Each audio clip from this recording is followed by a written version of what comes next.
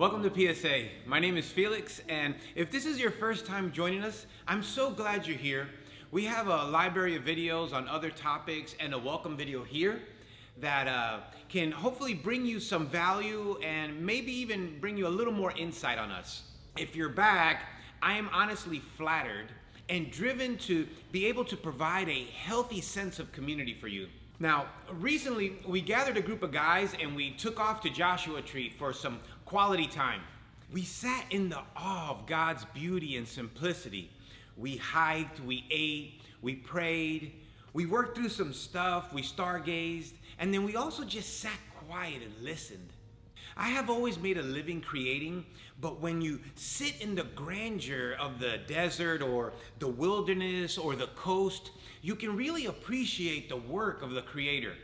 I love the scale of it all. I love the humbling feeling that each distinct place presents.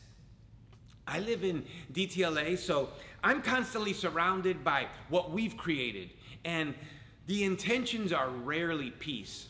Interestingly enough, the Joshua Tree was named after the story in the scriptures where Moses had chosen Joshua to lead God's people to the promised land. The branches of the tree were thought to be reaching out, praying to God. Now, some of us believe in an omnipresent God who is everywhere, an omniscient God who is all-knowing, an omnipotent God who is all-powerful. And although we believe we were created in His image, somehow we still struggle to be optimally present. So it's no surprise to me that we need to drive out to the desert to lose service and unplug to actually reconnect. These trees reminded me of a lesson that's taught in the scriptures about pruning a vine. In other words, editing your habits, curating community, making wise life choices to improve your productivity. We regularly need to prune a vine by cutting off dead branches, trimming unhealthy loose ends for fruit to grow. We need to cultivate the branches, but sometimes we can actually choose to cut off a piece that's healthy, keep it alive to replant it, and watch it grow when it reroots and produces more good.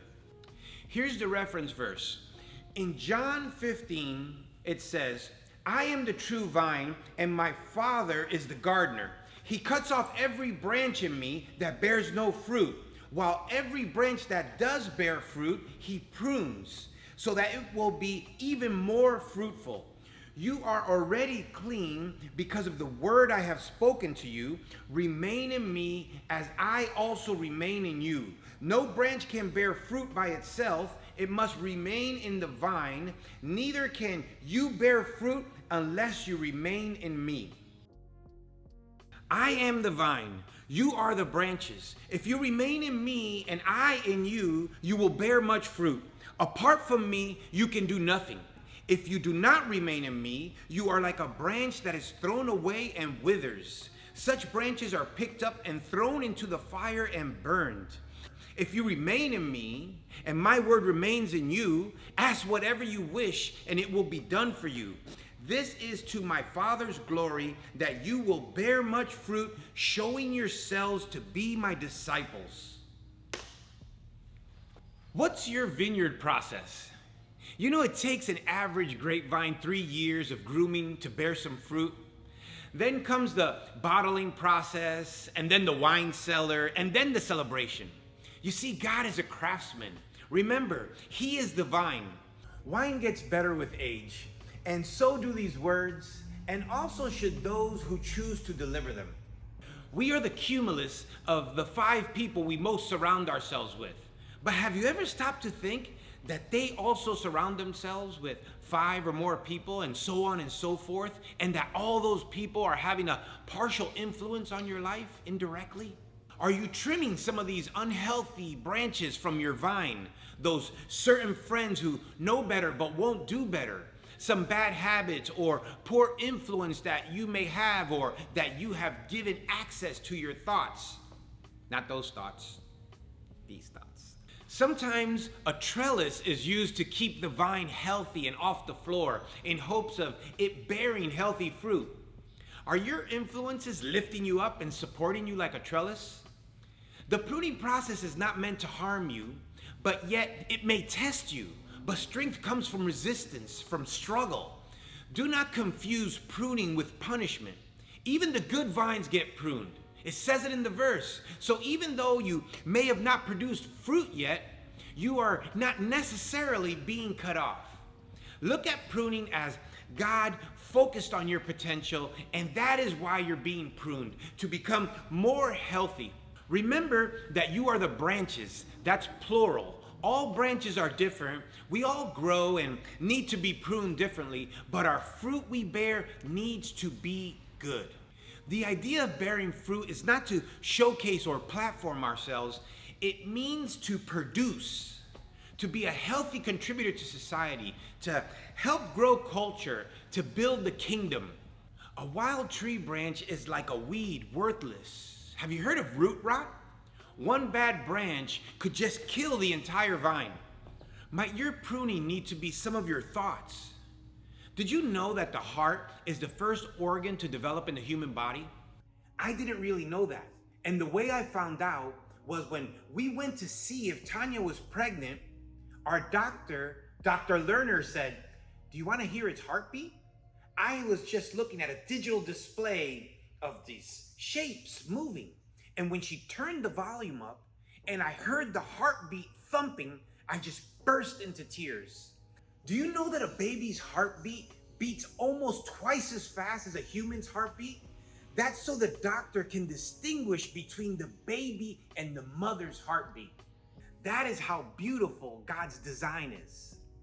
Now, if a heart is the first thing to be developed to create everything, why do we always need to follow the brain? Maybe the heart should be leading sometimes. In Proverbs it says, "More than anything, guard and protect your mind, for life flows from it." The mind is considered as a pure vibrating energy, whereas the brain is considered a physical manifestation of the mind. You see, I can cut out a healthy piece of my vine and replant it the same as I can take a piece of my mind and replant it in your mind. When the heart stops, the brain will continue to fire for a bit, but it is only your mind and what fruit you've propagated that gets to live on. The brain is composed of nerve cells that can be touched, whereas the mind cannot be touched. It can live eternally like one spirit. Paul also says in Colossians that we might bear fruit. Might. You see, we live in a transactional time where we read, if we stay plugged in, we bear fruit. Well, we're all expecting to bear fruit. Our hopes are that we bear fruit. Yes, the proof is that we bear fruit, but it still says we might bear fruit. The catch is, it doesn't say you'll know them by their clique. You'll know them by their outfit. You'll know them by their preaching. You'll know them by their programming. It says you will know them by their fruit. It does not say that we all will bear fruit. It says in order to bear fruit, we need to stay plugged into the vine. The lesson here is to stay plugged into the vine regardless. Stay plugged into the healthy source. Keep pruning, keep editing, keep adapting to the hand that is dealt to us. With faith that we know that God is leading the way. We need to stay rooted and reroot in Christ. One more verse, in Romans 11:23, it also says, "Abide in me as I abide in you, and you will bear much fruit. But if you do not abide in me, and I do not abide in you, you cannot accomplish anything." He will abide in you, and you will abide in him.